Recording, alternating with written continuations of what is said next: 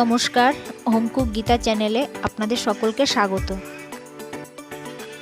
এই প্রচণ্ড গরমে আমরা সকলেই একটু হালকা পাতলা রান্না খেতে পছন্দ করি, কিন্তু ওই ঘরে যদি থাকে কচি কাঁচা তাদের জন্য তো একটু ভিন্ন স্বাদের কিছু বানাতেই হয়।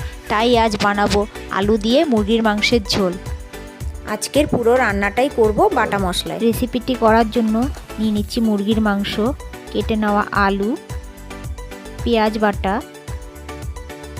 টমেটো বাটা, আদা রসুন বাটা, কাঁচা ও শুকনো লঙ্কা মিক্স করে বাটা, হাফটা পাতিলেবুর রস মাংসে মাখিয়ে 10 মিনিট রেখে দেব।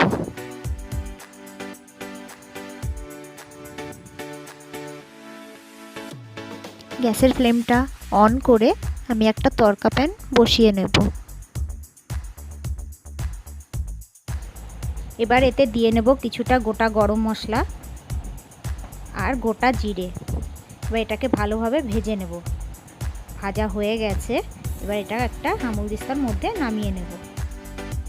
এবার এটা একটু ঠান্ডা হওয়ার জন্য রেখে দেব। এবার গ্যাসের ফ্লেমটা অন করে একটা কড়াই বসিয়ে নেব।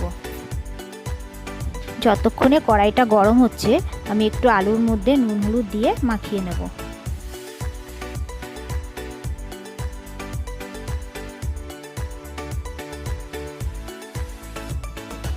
দেখুন আমার আলুগুলো মাখানো হয়ে গেছে। এদিকে আমার কড়াইটা গরম হয়ে গেছে। এবার আমি এতে দিয়ে নেব কিছুটা সর্ষের তেল।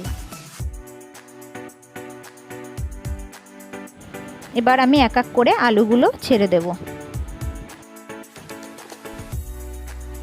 আলুগুলো আমি লাল করে ভেজে নেব। আলুগুলো ভাজা হয়ে গেছে, এবার আমি তুলে নেব।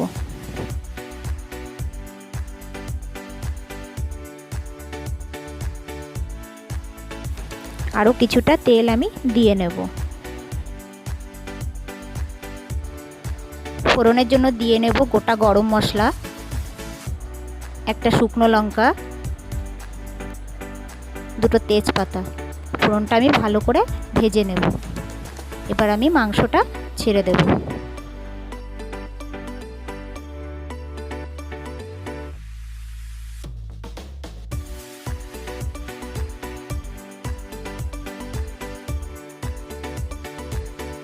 সামান্য হলুদ গুঁড়ো দিয়ে নেব। ভালো করে মাংসটাকে একটু ভেজে নেব। এবার আমি বাটা মশলাগুলো দিয়ে দেব।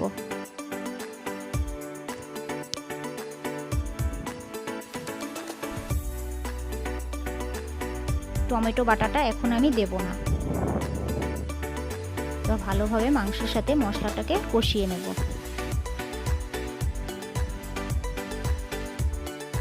পরিমাণ মতো নুন দিয়ে দেব।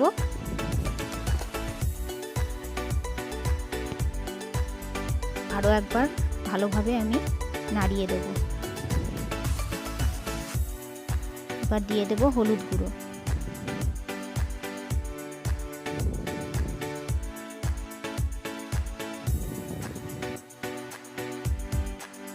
এবার আমি ঢাকা দিয়ে কিছুক্ষণ হতে দেব। মাঝে মাঝে ঢাকা খুলে আমি একটু নাড়িয়ে নেব।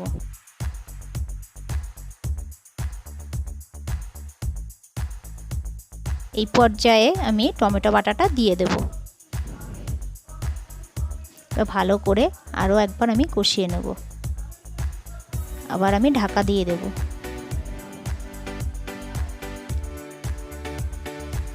মাংসটা কষতে কষতে আমি ভাজা মশলাটা গুঁড়িয়ে নেব। ঢাকা তুলে আমি আরও একবার নাড়িয়ে দেব।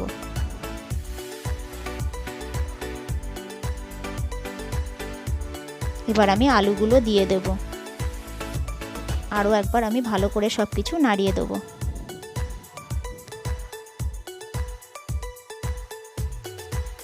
আর একবার আমি এটাকে ঢেকে দেব। আমি আরও একবার ভালো করে নাড়িয়ে দেব। মাংসটা কষা আমার হয়ে গেছে। এবার দিয়ে দেব গরম জল। ভালো করে সব কিছু একবার মিশিয়ে দেব। এবার আমি ঝোলটাকে ভালোভাবে ফুটিয়ে নেব।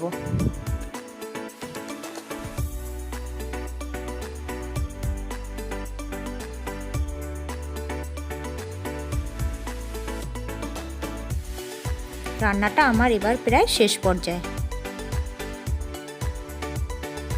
সব শেষে ভাজা মশলার গুঁড়ো দিয়ে ভালো করে মিশিয়ে নিলেই আমার রেসিপিটি তৈরি হয়ে যাবে।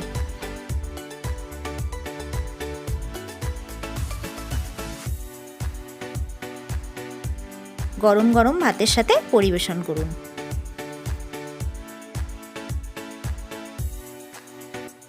আজকের রেসিপিটি কেমন লাগলো আমাকে কমেন্টে জানাবেন। ধন্যবাদ।